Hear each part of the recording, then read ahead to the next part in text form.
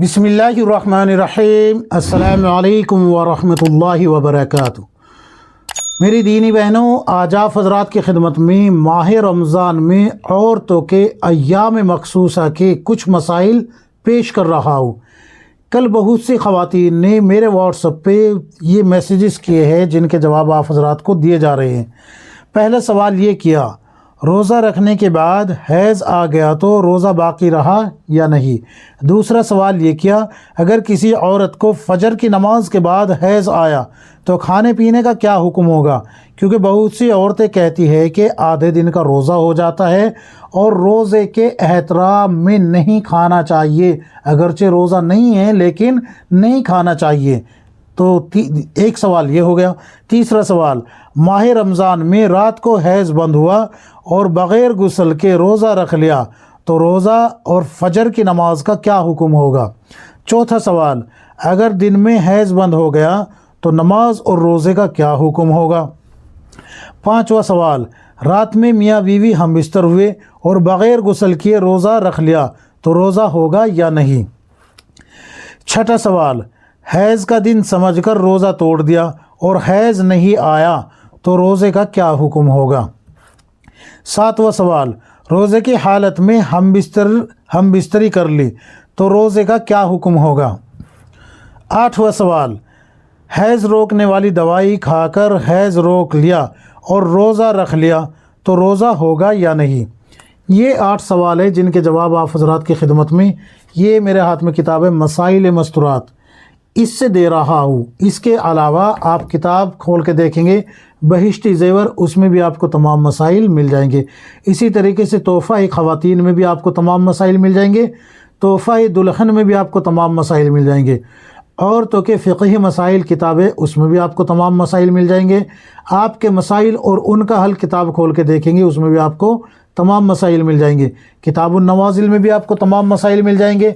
इसी तरीके से फ़िक़ही ज़वाबित में भी आपको तमाम मसाइल मिल जाएंगे। तो सबसे पहले हम बात करते हैं कि रोज़ा रखने के बाद हैज़ आ गया तो रोज़ा बाकी रहा या नहीं। नहीं, आपका रोज़ा टूट गया। अब आपको जो है रोज़े की क़ज़ा होगी, और इसी रोज़े की नहीं बल्कि अय्याम मखसूसा यानी कि हालत हैज़ में जितने भी रोज़े छूटेंगे उन सब की क़ज़ा आपके ज़िम्मे होगी।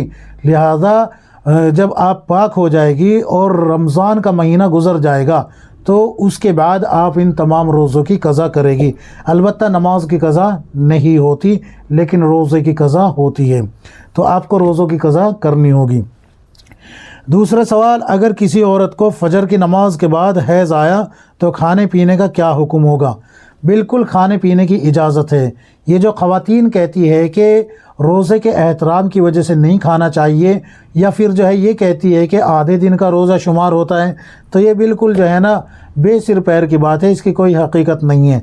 अगर रोज़े का एहतराम करना है तो ज़ाहिर सी बात है आपके जितने दिन अय्याम मखसूसा यानी कि हैज़ के दिन हैं तो उनका भी एहतराम करे। खाली एक दिन का एहतराम क्या रह गया भाई, बाकी दिन भी तो, बाकी दिन के जो रोज़े हैं क्या हुए बग़ैर एहतराम के होने चाहिए, उनका भी एहतराम करना चाहिए। लेकिन ये बिल्कुल जो है बेसिर पैर की बात है कि आप एक दिन का तो एहतराम करें जिस दिन आपको हैज़ आए, और बाकी जितने दिन हैज़ बाकी रहे उनका एहतराम ना करें। ये तो बिल्कुल जो है ना बेसिर पैर की, या आगे बढ़ के कहूँ तो जहालत भरी बात है।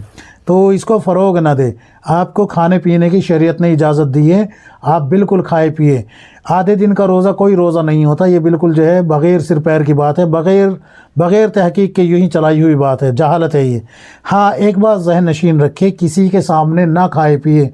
क्यों? इसलिए कि आपसे सवाल हो सकता है कि आप वालिद साहब के सामने खा रही हो, या भाई के सामने खा रही हो, या बेटे के सामने, या कोई और रिश्तेदार जो मर्द हज़रात हैं उनके सामने आप खाना पीना शुरू कर दे और वो आपसे पूछे भाई रोज़ा क्यों नहीं रखा। तो अब आपके पास 2 ऑप्शन है, या तो आप ये कहें कि आपने रोज़ा इसलिए नहीं रखा कि आपको हैज़ आया हुआ है। अब जब आप ये कहेंगे कि आपको हैज़ आया हुआ है तो ये हया के ख़िलाफ़ है, और हया अल्लाह तबारक व तआला ने औरत में बहुत ज़्यादा रखी है। तो अगर कोई ऐसी बात कहती है तो वो बेहया औरत कहलाई जाएगी। तो ज़ाहिर सी बात है आप हया के ख़िलाफ़ तो जाएगी नहीं। अब दूसरा ऑप्शन आपके पास बचता है कि आप झूठ बोले कि भाई मैंने इस वजह से रोज़ा नहीं रखा कि आँख नहीं खुली या कोई और बात। تو یہ جھوٹ ہوگا اور جھوٹ گناہ کبیرہ ہے۔ تو بہتر یہ ہے کہ آپ کسی کے سامنے بھی نہ کھائے پیئے۔ یہاں پر آپ کھانے پینے کو جو ہے پردے کا احترام کریں، یعنی کہ کسی اپنے کمرے میں بیٹھ کے کھائیں یا کچن وغیرہ میں ایسی جگہ کھائے پیئے جہاں پر آپ کو کوئی نہ دیکھے۔ تیسرا سوال، ماہ رمضان میں رات کو حیض بند ہوا اور بغیر غسل کے روزہ رکھ لیا تو روزہ اور فجر کی نماز کا کیا حکم ہوگا؟ دیکھیے، اگر آپ کو جو ہے حیض بند ہوا ہے آدھی رات سے پہلے، یعنی کہ سورج غروب ہونے سے، جہاں مغرب کا وقت شروع ہوتا ہے وہاں سے، اور صبح صادق یعنی کہ جہاں پر سحری کا وقت ختم ہوتا ہے، یہاں پر عشاء کا وقت بھی ختم ہو جاتا ہے، تو اگر اس درمیان میں آدھی رات میں، مثال کے طور پہ 12 گھنٹے کی رات ہے، شام کو 6 بجے سے صبح 6 بجے صبح صادق ہوتا ہے، تو ایک مثال کے طور پہ، تو اب جو ہے 6 گھنٹے لگا لیجئے، 12 بجے رات کو آدھی رات ہو جائے گی۔ تو اگر 12 بجے سے پہلے آپ کو حیض بند ہوا ہے، ایک مثال کے طور پہ بتا رہا ہوں میں، تو اگر آپ کو آدھی رات سے پہلے 12 بجے سے پہلے حیض بند ہوا ہے تو اب آپ کے لیے مستحب یہ ہے کہ آپ عشاء کے آخری وقت تک انتظار کریں کہ کہیں سپورٹنگ وغیرہ نہ آ جائے، دیکھ لے۔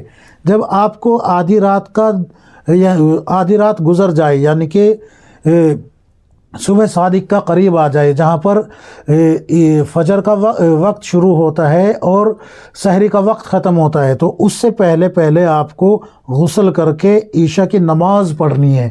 پہلے یہ بات ذہن نشین رکھیں، عشاء کی نماز پڑھنی ہے، پھر آپ کو جو ہے سحری کھانی ہے، پھر اس کے بعد جب سحری کا وقت ختم ہو جائے گا تو آپ کو جو ہے فجر پڑھنی ہے۔ لیکن اگر آپ نے ایسا نہیں کیا بلکہ بغیر غسل کیے ہوئے ہی روزہ رکھ لیا تو اب آپ کے ذمے عشاء کی بھی قضا ہے اور فجر کی بھی قضا ہے۔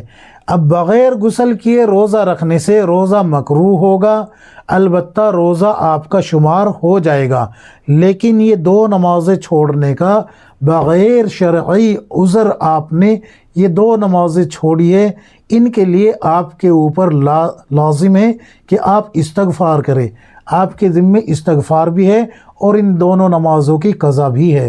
آپ ان دونوں نمازوں کی قضا بھی کرے گی اور استغفار بھی کرے گی۔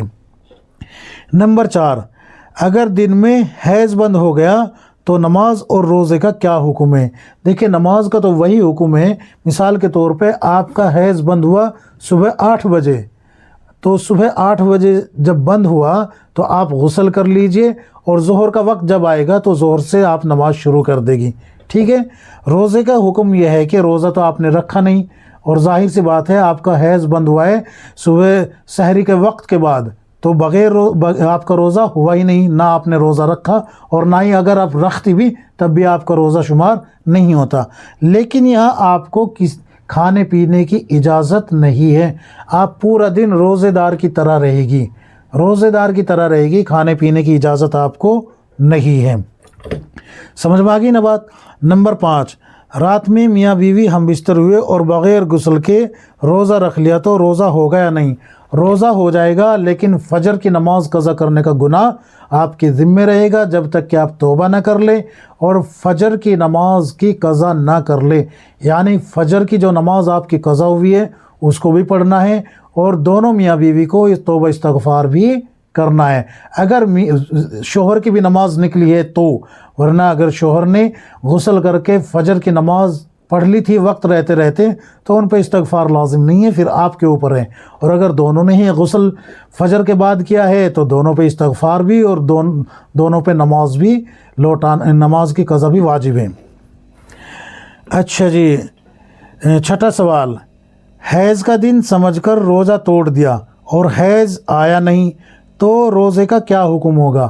دیکھیے، اگر آپ کو اپنی تاریخ یاد تھی کہ آپ کو اس دن حیض آتا ہے اور آپ نے وہ سمجھ کے کہ آج حیض آنا ہی آنا ہے اور آپ نے روزہ توڑ دیا اور حیض آیا نہیں، مغرب کا وقت ہو گیا، تو اب کیا حکم ہے؟ اب یہ حکم ہے کہ آپ ایک روزے کی قضا بھی کرے گی اور کفارے کے 60 روزے بھی رکھے گی، کفارے کے 60 روزے اور ایک روزے کی قضا، یعنی 61 روزے مسلسل رکھے جائیں گے۔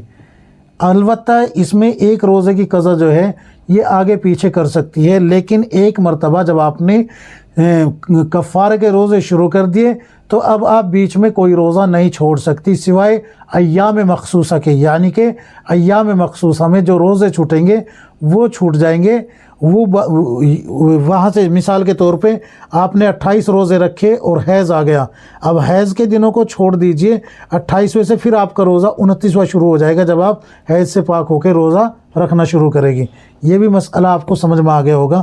تو اگر آپ نے حیض کا دن سمجھ کے روزہ توڑ دیا تھا تو قضا اور کفارہ دونوں آپ پہ لازم ہیں۔ اچھا، 7واں جو ہے کہ روزے کی حالت میں ہم بستری کر لی تو روزے کا کیا حکم ہے؟ دونوں میاں بیوی پہ کفارہ اور قضا دونوں لازم ہے، یعنی کہ 60 روزے رکھے اور اسی طریقے سے دونوں قضا بھی کرے۔ بہت سے حضرات جو ہے نا یہ اشکال کرتے ہیں کہ شوہر نے زبردستی کی تھی، عورت تو اس پہ تیار نہیں تھی تو عورت پہ کیوں لازم ہے؟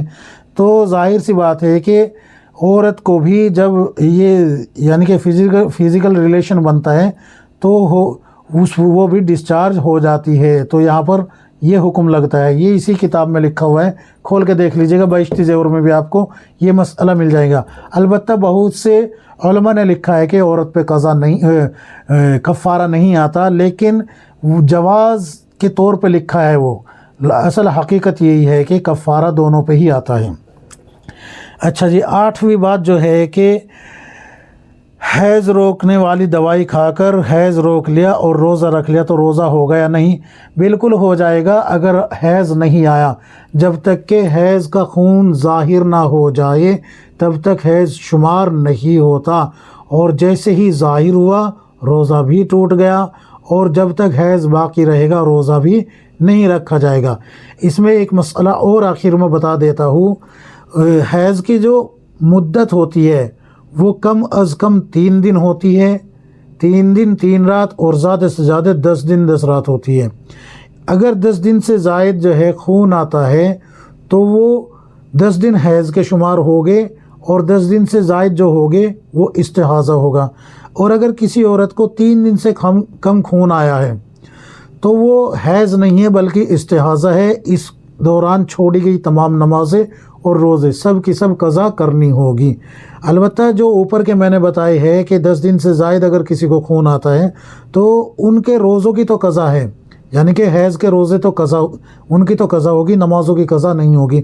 اور 10 دن سے اوپر جتنا بھی خون آئے گا، اب یہ ایک بیماری ہے، استحاضہ ہے، اس میں روزہ اور نماز دونوں آپ کو مستقل کام کرنے ہوگے، یعنی کہ نماز بھی پڑھنی ہوگی اور روزے بھی رکھنے ہوگے۔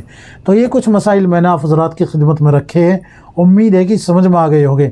اللہ تبارک و تعالی مجھے بھی آپ کو ہم سب کو کتاب و سنت کے مطابق زندگی گزارنے کی توفیق عطا فرمائے، آمین یا رب العالمین۔